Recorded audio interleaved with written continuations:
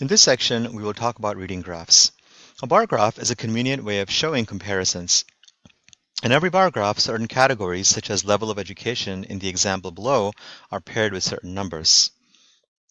In our example, our horizontal axis is levels of education, and the vertical axis is the median weekly earnings in 2010. So for example, somebody who has less than a high school diploma, their median weekly earning in 2010 was $400 per week.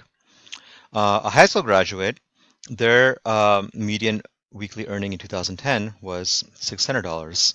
Somebody with a professional degree, their median weekly earning was $1,600 per week.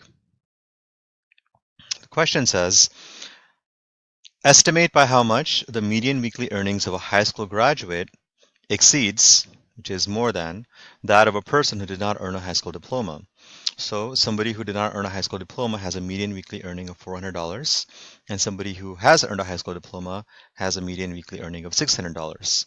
So if we take 600 minus 400, that's $200 per week. Now, since this is an application problem, we have to include units, and since we're talking about money, the answer will be $200.